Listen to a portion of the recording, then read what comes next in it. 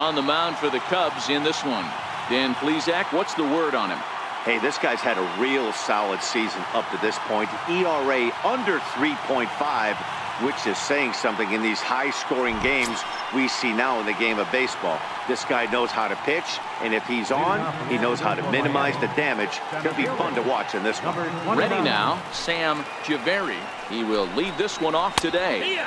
Underway now in the Sunday finale as the first pitch today is taken for strike one. Dan, D-Row, the Cubs, as they take the field here this afternoon, they come in the midst of a stretch where they've dropped 6 of their last 9. Hey, this is a big one here, Matty. You know what, D-Row? They're about to head on a 9-game roadie. One thing they'd like to do, get on that plane feeling good about themselves and salvage the last game of this series. Yeah, Dan, they need to find a way to win this one today. Get on the flight. Makes everybody's dinner taste better. 9-game road trip coming up. A lot of packing involved, a lot of grinding on the road. They need to find a way to win this last one at home. Now the 2-1 pitch.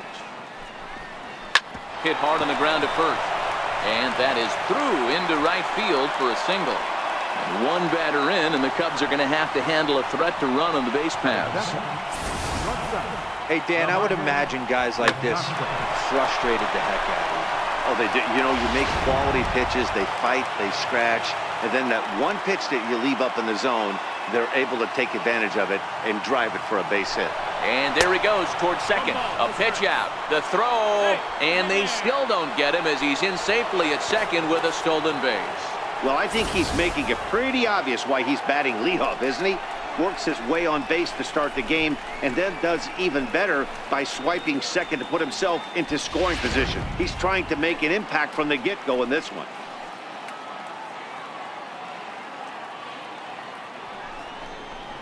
Fastball at 94 miles an hour, and it's 1-1. Kramer has made a name for himself as a starter that simply misses the barrel of the bat. He rarely allows a large number of hits, and he does a pretty good job at keeping the ball in the ballpark when the hitters do make contact. And it's a productive first out as that runner's able to advance 90 feet up to third here. With that, a look at the batting order for the Marlins. Mark, what's your take on him against one of the best starters in the game? Matty, this lineup is built on one thing. Their best tool is the fact that they have amazing speed up and down the lineup. I don't even think the third base coach gives a steal sign. I think a lot of these guys have the green light. So be on the lookout for that today. Ready now for the Marlins, Stan Brito. He's come up in big spots like this more than once this year. Currently second in the NL in RBIs. Ready with the first pitch. Here it comes. Hit hard up the middle, and that's through into center field. Base hit, and the run will score as the Marlins have claimed the early 1-0 advantage. Boy, after scoring a boatload yesterday, D-Row, they're off to a fast start again, striking here in the first inning. Yeah, this offense is on fire. Obviously, the hitting meeting resonated with these guys. Scored a ton yesterday and picked up right where they left off. Digging in the switch hitter, Bo Winter. And there you see the numbers over his last 8 contests. He's really been leading the charge for this team.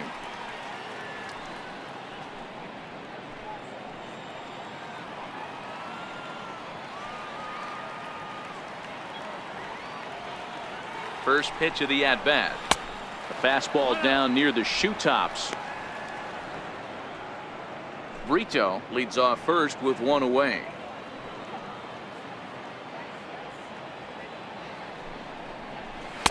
And he watches a called strike as this one bears in on him. 1-1. Even though he let that one go, you know that's the kind of pitch he likes to take a big hack at. Not too many power hitters that don't like a stomach-high fastball, so he's probably not throwing that one again. In there, 1-2 now. Time for a look at our umpires in this one. Behind the plate is Earl Hendricks. Hey, you know, D-Row, the book kind of on Earl Hendricks is he likes one side of the plate or the other. Could it be where he sets up behind the catcher? It could be, Dan, but as a hitter, that's all you look for. I'll give you a little bit off the outside edge if you're going to be consistent with it. 2-2 the count. Runner at first here, 1 man out.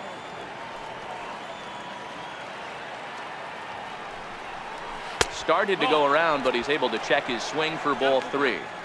Great job to keep your hands back and not fully commit. The body was out in front on a great changeup right there, but he was able and strong enough to keep his hands back.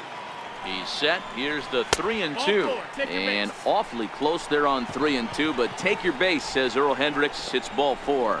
He's definitely stumbled out of the starting blocks here in the first, giving up a couple of base knocks on that walk. First innings are often some of the toughest for a starting pitcher. Up next from Miami, Greg Rivera. And the Marlins looking for more in the game's opening frame.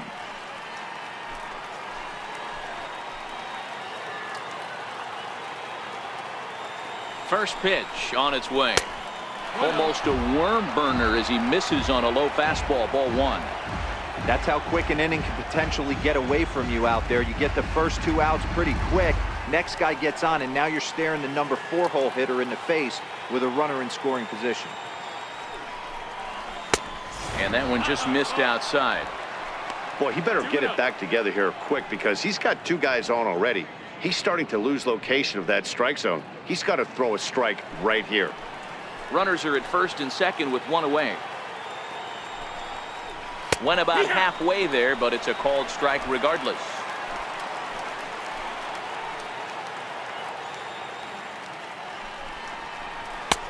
Three and 1. He's gotten himself into a little bit of trouble out here. Middle of the order up in a run-scoring situation, and now he might have to challenge him. Going to have to make some good pitches here.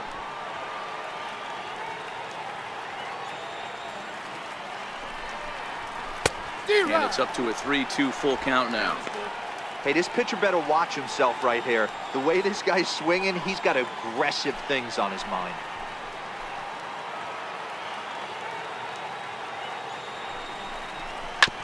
Now a swing and a chopper foul right at home plate.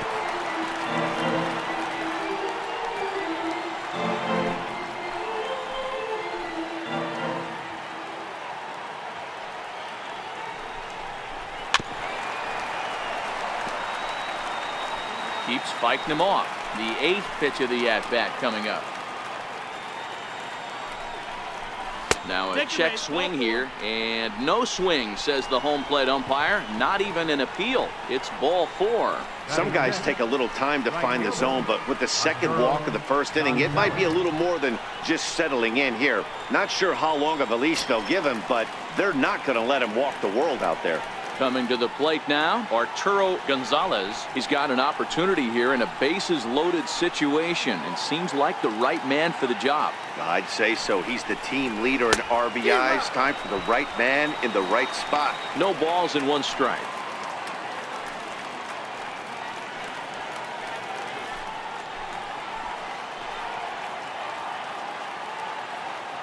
Set to deliver the 0-1. Fouled off.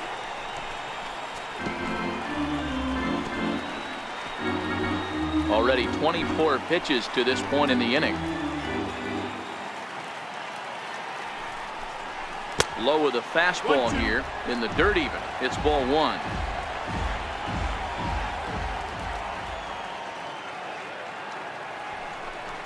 And this is swung on and missed. Oh, a huge punch out there as the bases remain loaded with 2 away now. Got him with a good high fastball there. Danny, we see a lot of that pitch in strikeout situations these days. What makes it so effective? I think, Matt, what makes it such a tough pitch is you're changing eye levels. That fastball up looks so enticing to hit that you see that ball as a hitter. You think you can drive it, but it's really hard to get on top of that good high hard fastball. And he will get there to make the running play, and that will end the inning. Marlins get 1 here on a couple of hits. On now to the bottom of inning number 1. It's the Marlins 1. The Cubs coming up. You're watching Mario Morales, the Panamanian-born lefty, gets the call to start in this one. Dan Plesac, what do you got? Hey, we look a lot at numbers from starting pitchers, walks to innings pitched, but one of the key stats I look for is whip. And he has a sub 1.30 whip coming into this start, which tells me he throws strikes. He's not afraid to get the ball in the strike zone. It'll be interesting to see if he can string together some real quality innings in this one. At the plate, Julio Alfonso. He'll lead things off here in the bottom half of the first.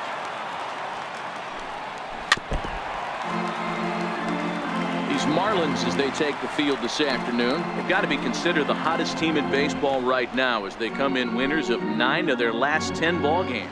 Yeah, Matty, this team has been playing really well right now, and this is case in point. Chance to jump out again to another 1-0 lead. They've really been doing that. They've been on attack, early offensive, almost ambush-like approaches to their at-bats, and it's working for them.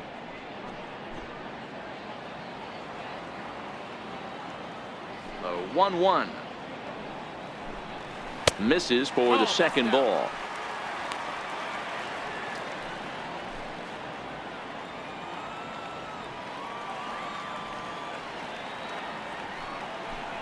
Three balls and a strike to the Chicago leadoff hitter. He's only 4 pitches in, but he doesn't look too sharp to start the day off.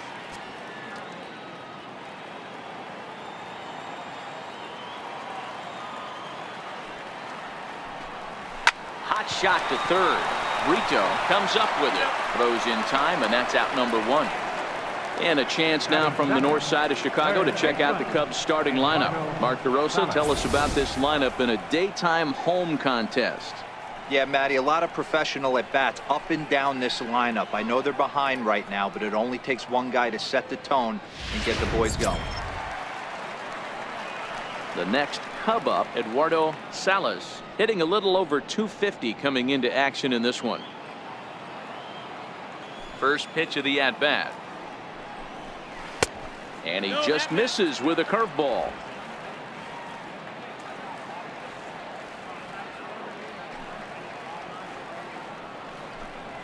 Hit on the ground to short. To his left, DeCosta. And there's out number 2. Batting third, second baseman. Into the box now, Patrick Brandt. No one aboard for him, and 2 gone here in the first.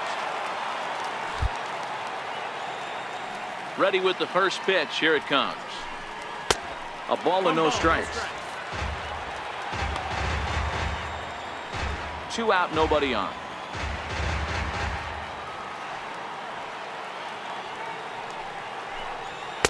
Now a fastball for a called strike. It's 1-1.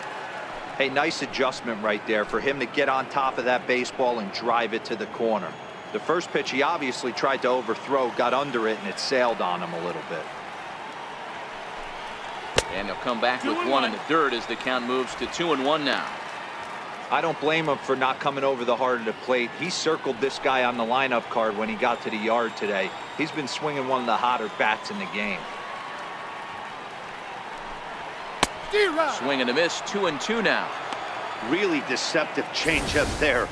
Very well executed. It looks like it just sort of dies when it gets close to the plate. Bases are empty here with 2 men out.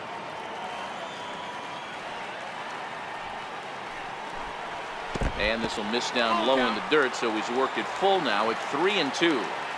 Hey, I know the idea is to try to get the guy to swing on a 2-2 pitch, right? But that one was so low, I don't know anybody that would have swung at that pitch. Swung on and hit pretty well out to deep left field. And that's just shy of the baskets and off the ivy. And now he'll get into scoring position with 2 away. Yeah, I think he was sitting on the fastball, so he got the changeup. He was way out in front of it, but he kept his hands back long enough to keep it fair down the line. That's not always easy to do. Standing in now, Dominic Smith. And this one's in the dirt. And he's going to make it up to third here as he advances on the wild pitch.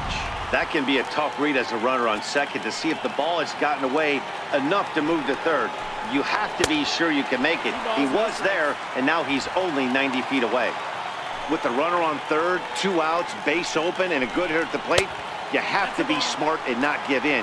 If you walk this guy, so what? It's a lot worse if you give him a ball that he can hurt you on. Now the 3-0 offering. In tight, ball 4. And they're at the corners now with 2 away. And with the bases empty and 3 balls, I think they were probably just saying, hey, we're not going to compound our mistakes here. Better issue a free pass and give him something to drive. First pitch on its way. Line toward the gap in left center. And he won't get it as that's down for a base hit. And the tying run is in to score from third. It's 1-1. You know, D-Row, there are certain hitters that just love to come up in clutch two-out RBI situations, and this guy's